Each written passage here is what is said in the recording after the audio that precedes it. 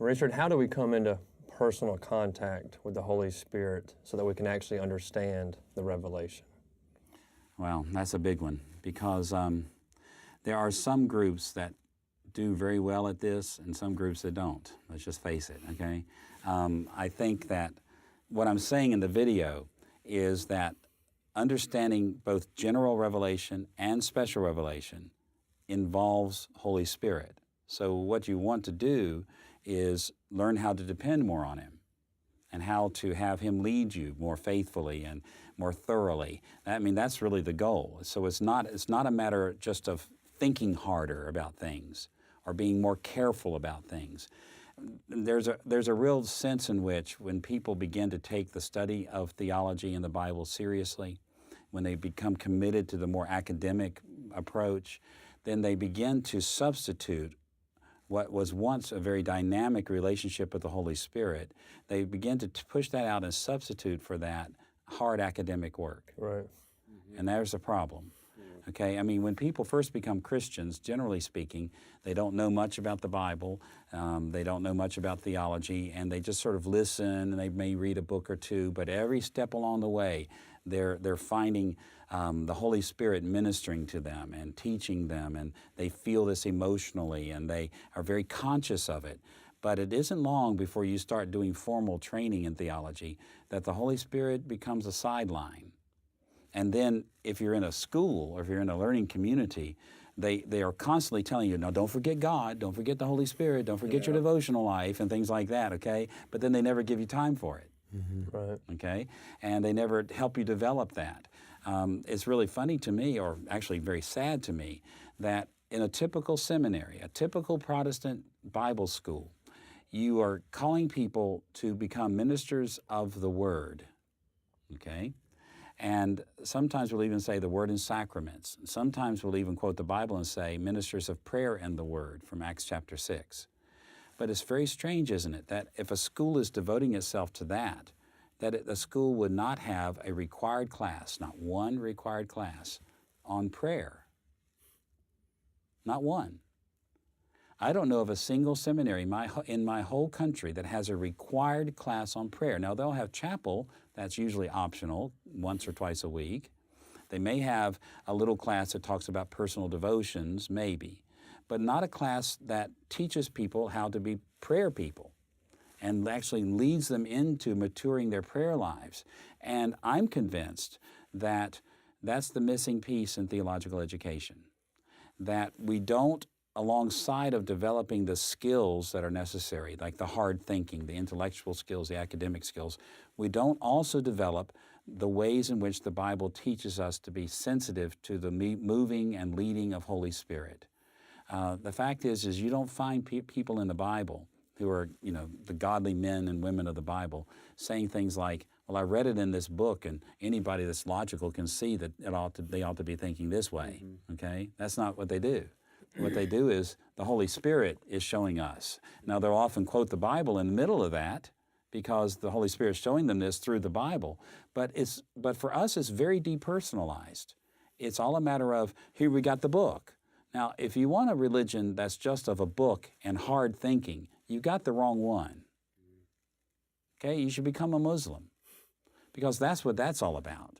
We've got the book. It tells us everything we need to know, and anybody that just thinks hard about it can get it. Well, anybody that's rational about the Quran can then get it. Well, that is not Christianity. The Christianity is we've got the book, but Jesus also said we've got the teacher, and it's not Him.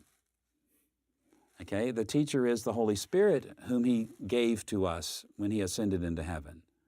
And yet we'll take the Holy Spirit and push Him over here and act as if our religion is like Islam, just a book religion. And that's detrimental, to say the very least. So the way the Apostle Paul described it was you have to keep in step with the Spirit. You have to follow the Spirit. You have to lean on the Spirit. You have to be filled with Holy Spirit. And when you do those kinds of things, then the fruit of Holy Spirit becomes a part of your life. And it's fascinating to me when you look at the qualifications for church leaders in, say, Thessalonians and Timothy, that there's hardly anything about how much they've learned. okay, how many Greek verbs they can parse or how many Hebrew verbs they can parse. There's nothing about that kind of thing. It does say apt to teach, and then we take that and turn it into this highfalutin academic thing. But instead, what the qualifications for being a church leader are, by and large, personality issues. You can't be pugnacious. You don't like to fight and argue, okay? You're temperate in all things. These are characteristics, and then many of them are emotional characteristics. And yet, those are the things that we ignore the most, the work of Holy Spirit on our character.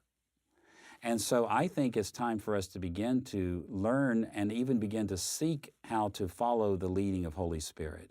We mentioned that earlier, and we started talking about how Holy Spirit will give us anticipations of things, or premonitions and intuitions about things, and convictions in our hearts and things like that.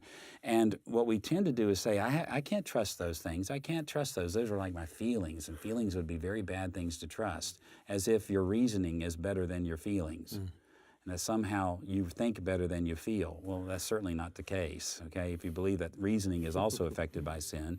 So what we want are Holy Spirit-influenced reasoning and Holy Spirit-influenced feelings and premonitions and leadings and convictions.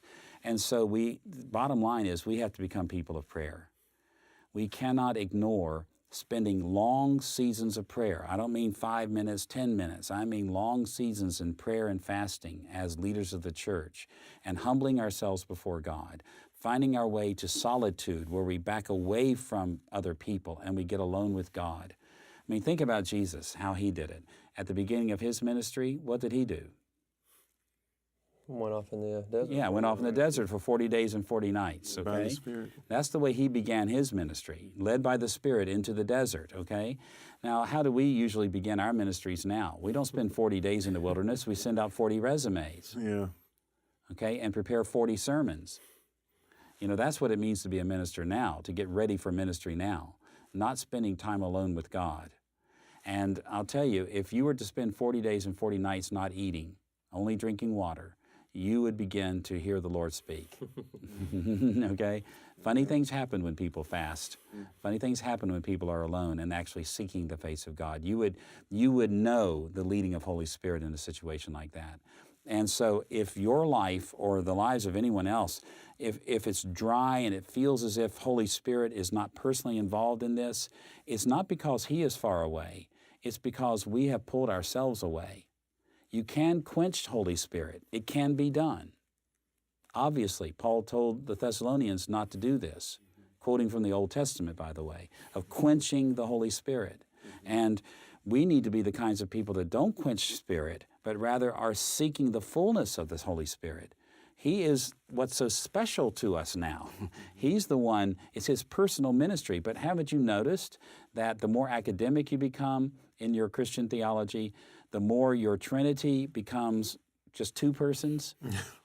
Yeah. God the Father and God the Son. And then we will, in our seminaries, put up sealed windows that you can't open. We'll even put shutters on the windows to make sure that the Holy Spirit doesn't sneak in. Right. What would the Holy Spirit do if He sneaked into a normal seminary? He'd mess things up, wouldn't He? Yeah. Yeah. It's fascinating in the sense, like in Reformed theology, when the first thing to go is prayer. That's right. Born out of sovereignty of God. That's right. A That's growing epidemic among That's Reformed right. students, That's you can right. tell. When people buy into certain branches of the church, certain theologies, they end up pushing aside the Holy Spirit. Well, somehow we have got to get Holy Spirit back in here in a very dynamic and real and wonderful way so that God doesn't die on us. Jesus isn't here. Jesus is in heaven. The Father is not here. He has given us Holy Spirit. That is the person of the Trinity who fills us and leads us and moves us, and that's where we find our life.